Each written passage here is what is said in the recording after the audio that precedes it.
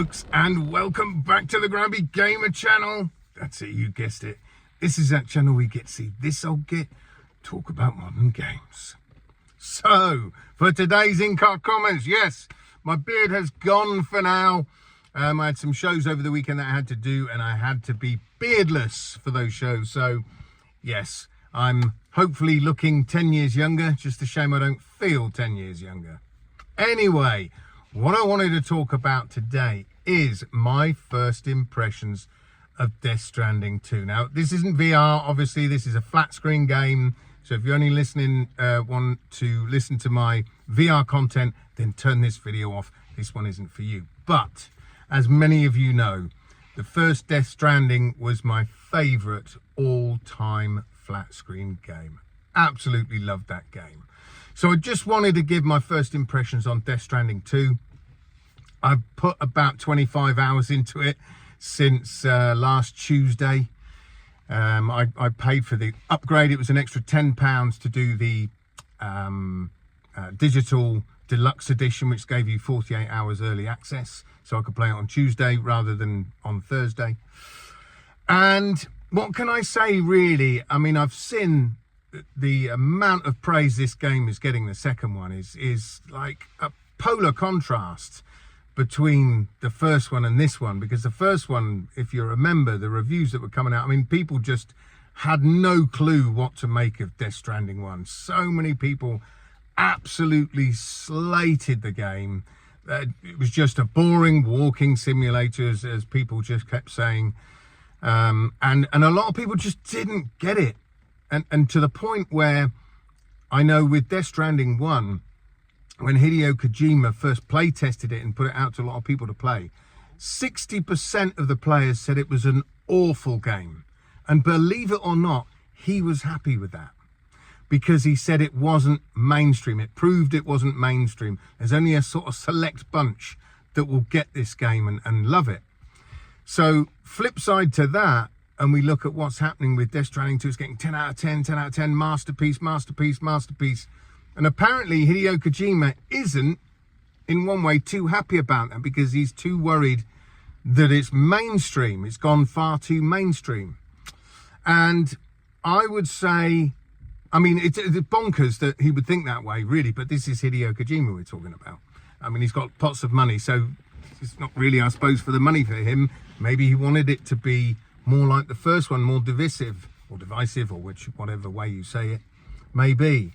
But my opinion is, like the first one, simple things like it heavily lent on the isolation of that world, that you were on your own in those elements, trudging around all over the place. And so much so, that's why you didn't have a music player in the game. You didn't have a lot of music, because Hideo himself said he wanted people to feel that isolation. So the only noises you really got were the sounds of the wind, etc., when you were climbing up the mountains, so that you felt that isolation.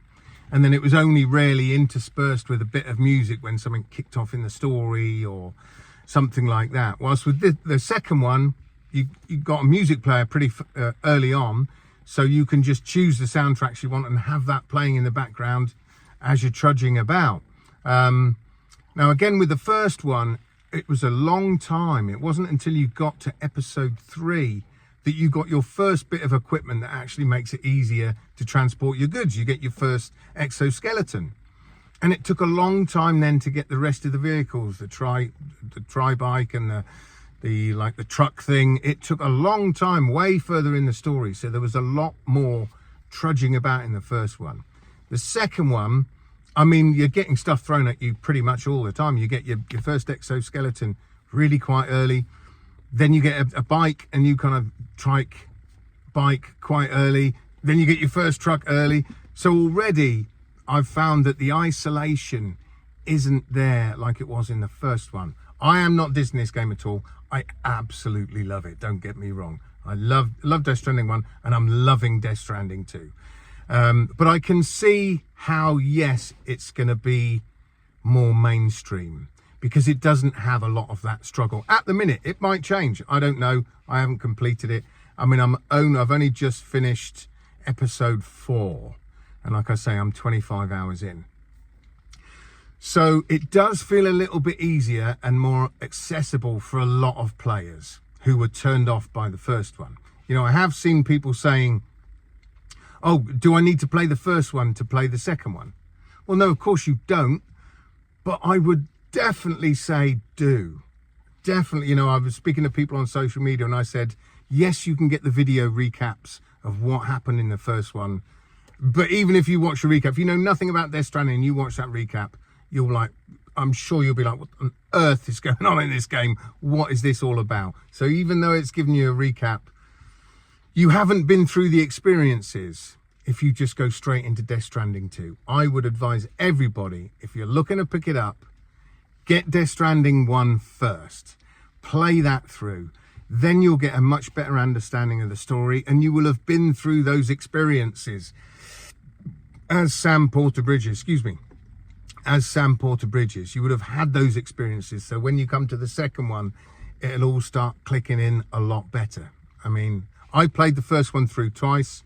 My first run through was about 86 hours, something like that. And I didn't really worry too much about lots of the side deliveries and things like that on my first run through. I was just trying to get to grips with the story. And even when I got to the end of it, I was like, well, that's just bonkers. I still don't really get half of it. And it wasn't until I played the director's cut on the PS5, which again, that makes it easy. You get gadgets that made it easier than just the bog standard edition. But then I got the story. I think I've said before, it's a bit like watching a complex movie. The first time you watch it, you go, well, yeah, I didn't understand quite half of that. You watch it through again and again and you go, right, and you pick up on things you missed, so you understand it better. So I would definitely advise everybody, if you're looking to get into the universe of Death Stranding, play the first one first. That's the best bit of advice that I can give you guys. Don't just jump into number 2. I don't think you'll appreciate it as much. So graphically wise, this game is phenomenal. Absolutely phenomenal. I mean, the first one looked good on my PS4 Pro and it looked great on the PS5. But this one, the graphics are just off the charts. They are superb. So graphically, it's fantastic. Story-wise, it's just as bonkers. I mean, we've got new characters that you still get the old characters show up, like Die Hard Man and who else have you got? Heartman, you've got Mama. But now they're introducing new characters. You've got Tarman, Dollman, flipping Fist Me Harder Man. You've got all sorts of characters coming in.